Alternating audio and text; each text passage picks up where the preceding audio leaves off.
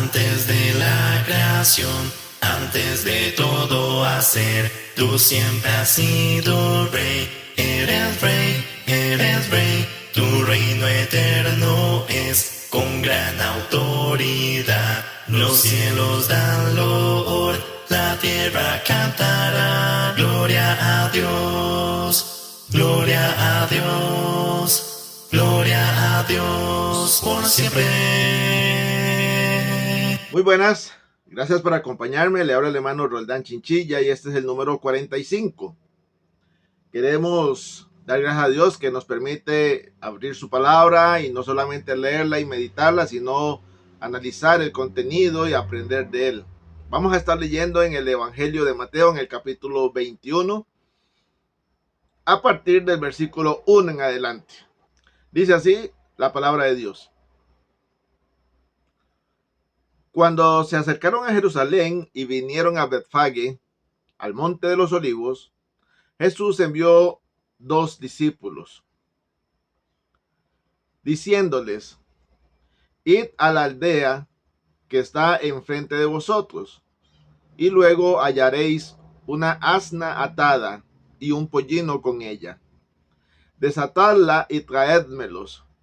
Y si alguien os dijere algo, decid: el Señor los necesita, y luego los enviará. Todo esto aconteció para que se cumpliese lo dicho por el profeta, cuando dijo: decid a la hija de Sión, he aquí, tu rey viene a ti, manso y sentado sobre un asna, sobre un pollino, hijo de animal de carga. Y los discípulos fueron e hicieron como les mandó, y trajeron el asna y el pollino, y pusieron sobre ellos sus mantos, y él se sentó encima. Y la multitud, que era muy numerosa, tendían sus mantos en el camino, y otros cortaban ramas de los árboles y las tendían en el camino. Y la gente que iba delante y la que iba detrás aclamaba, diciendo: Hosana al Hijo de David, bendito el que viene en el nombre del Señor, Hosana en las alturas. Cuando entró él en Jerusalén, toda la ciudad se conmovió diciendo: ¿quién es este? Y la gente decía: este es Jesús, el profeta de Nazaret de Galilea. Y entró Jesús en el templo de Dios y echó fuera a todos los que vendían y compraban en el templo, y volcó las mesas de los cambistas y las sillas de los que vendían palomas. Y les dijo: escrito está, mi casa, casa de oración será llamada, mas vosotros la habéis hecho cueva de ladrones. Y vinieron a él en el templo ciegos y cojos, y los sanó. Pero los principales sacerdotes y los escribas, viendo las maravillas que hacía, y a los muchachos aclamando en el templo y diciendo: Hosana al Hijo de David, se indignaron y le dijeron: ¿oyes lo que estos dicen? Y Jesús les dijo: sí. ¿Nunca leísteis: de la boca de los niños y de los que maman perfeccionaste la alabanza? Y dejándolos, salió fuera de la ciudad a Betania y posó allí. Por la mañana, volviendo a la ciudad, tuvo hambre, y viendo una higuera cerca del camino, vino a ella, y no halló nada en ella, sino hojas solamente, y le dijo: nunca jamás nazca de ti fruto. Y luego se secó la higuera. Viendo esto, los discípulos decían maravillados: ¿cómo es que se secó enseguida la higuera? Respondiendo Jesús les dijo: de cierto os digo, que si tuvierais fe y no dudareis, no solamente harías esto de la higuera, sino que si a este monte dijereis: quítate y échate en el mar, será hecho. y todo lo que pidiereis en oración creyendo, lo recibiréis. Que Dios bendiga su palabra. Estamos llegando, amados hermanos, a lo que se llama la última semana de la vida de Jesús. Es la semana más agitada. Jesús, aunque no se mueva mucho en cuanto a kilómetros, va a tener una semana muy intensa. Y esta semana comienza el domingo por la mañana. Recordamos que Jesús había estado en Jericó. En Jericó había sanado a los ciegos, entre ellos a Bartimeo el ciego. También había estado en la casa de Zaqueo y había salvado un alma pequeña en estatura, pero enorme en pecado. Y le había salvado por su misericordia. Y ahora Jesús está entrando a Jerusalén.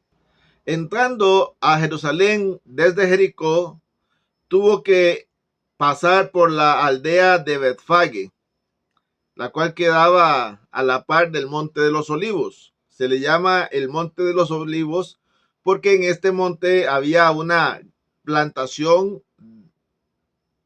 posiblemente con bastantes olivos. Jesús envió a 2 discípulos delante de él, dándoles indicaciones acerca de un asna y su pollino. El pollino es la cría del asna, la cual o el cual nunca había sido montado ni había sido utilizado para ningún tipo de carga aún. Y entre las instrucciones que Jesús les da es acerca de que tenían que llevárselo a él.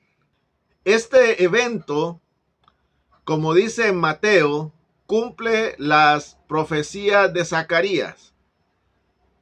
Posiblemente cuando Mateo se sienta a escribir el Evangelio, recuerda este evento y a la misma vez recuerda las palabras del profeta Zacarías y da como un hecho que Jesús cumple dicha profecía.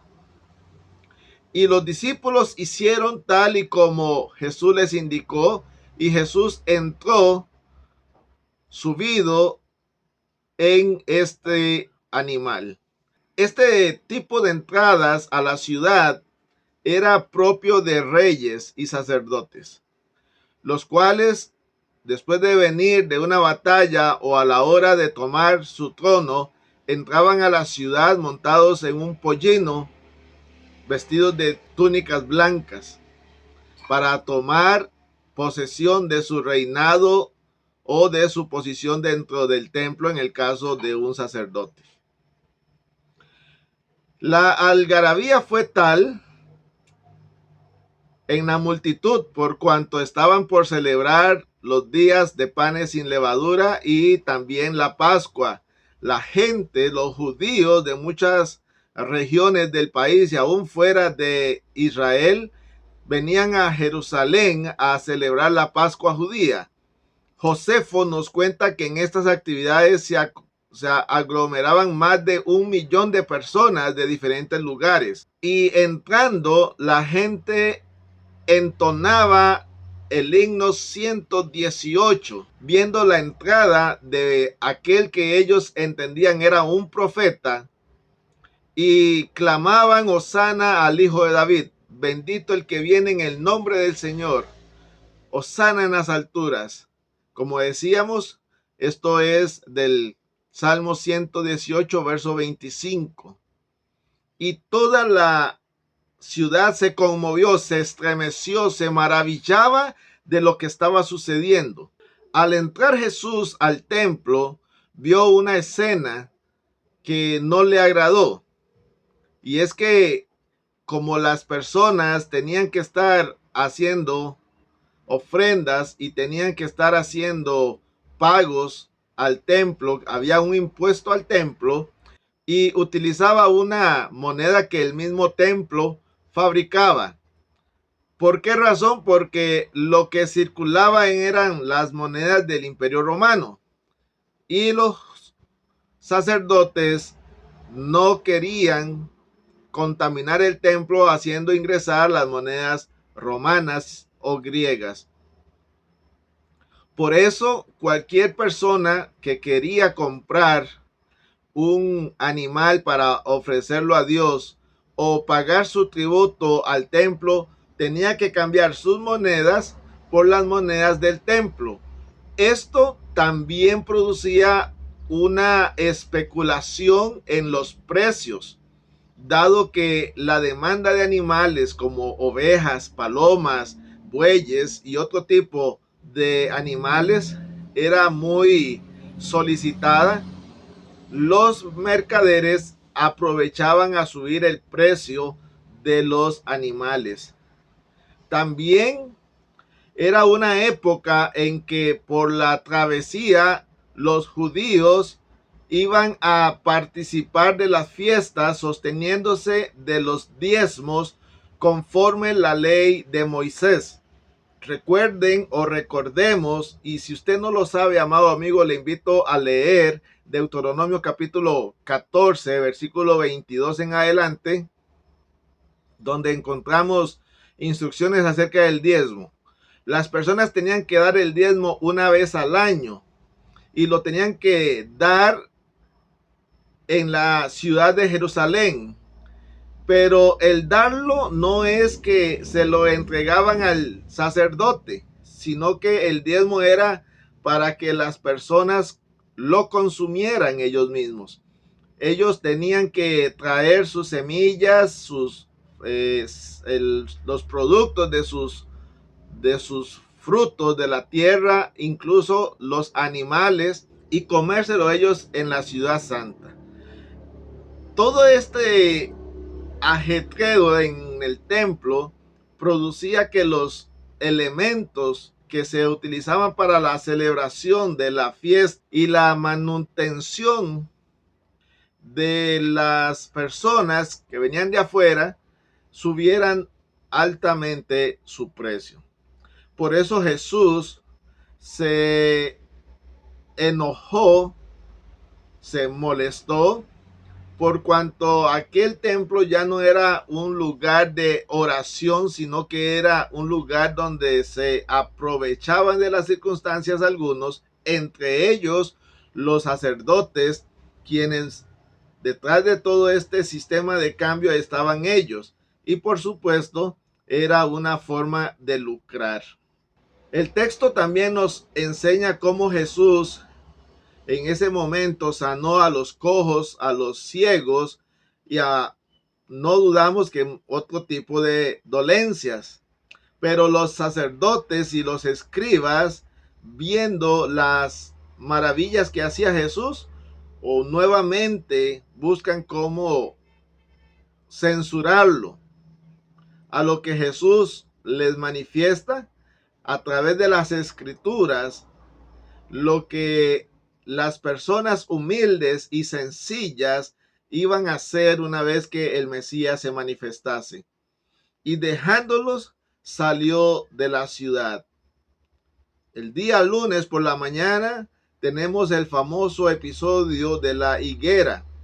¿Por qué Jesús se enojó con la higuera? Necesitamos entender cuál es el ciclo de producción de la higuera. La higuera produce higos, eso lo sabemos, valga la redundancia, pero la higuera tiene la cualidad de que en la época de otoño bota las hojas,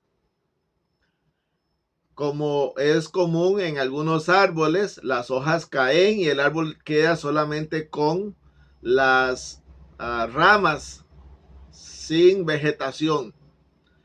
Posteriormente, cuando llega la primavera, lo primero que brota en el árbol no son las hojas, sino los frutos, las flores que van a producir fruto. Cuando va pasando el tiempo, el fruto va creciendo y va buscando su maduración. De tal manera que cuando la higuera ya tiene hojas, se espera que los higos estén prácticamente listos para consumirse. Por eso Jesús, al ver la higuera desde lejos, verla verde y verla frondosa, él esperaba saciar su hambre y se acercó buscando higos y no encontró un solo higo que le satisfaciese su hambre. ¿Puede llegar esto a ser una alusión al pueblo judío? Posiblemente que sí. Jesús aprovechaba cada una de las oportunidades para enseñar. Posiblemente los apóstoles no lo vieron así en ese momento, y tal vez usted tampoco, amado amigo y amado hermano. Pero Jesús esperaba, así como Dios esperaba de Israel frutos a su tiempo, Jesús esperaba frutos de la higuera por todas las características que aparentaba la higuera.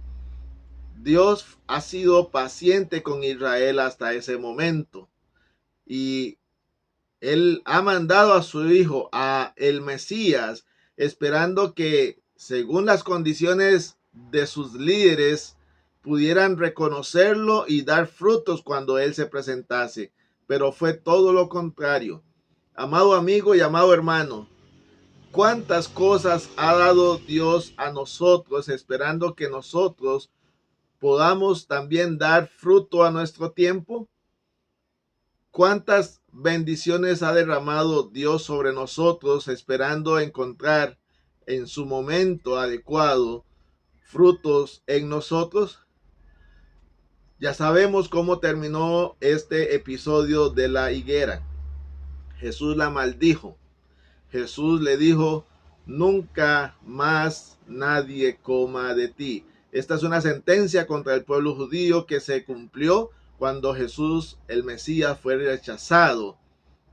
Y el pueblo judío dejó de ser el pueblo escogido de Dios para dar oportunidad a un nuevo sistema de cosas a través de Cristo, la iglesia y su nuevo pueblo, los cristianos. No quiera Dios que nosotros también seamos apartados de la presencia de Dios por no dar fruto. Gracias por acompañarme. Le invito para la próxima lección, para el próximo video, y que podamos seguir aprovechando las bendiciones que Dios nos ha dado. Que Dios les bendiga. Antes de la creación, antes de todo hacer, tú siempre has sido rey. Eres rey, tu reino eterno es con gran autoridad. Los cielos dan loor, la tierra cantará, gloria a Dios, gloria a Dios, gloria a Dios por siempre.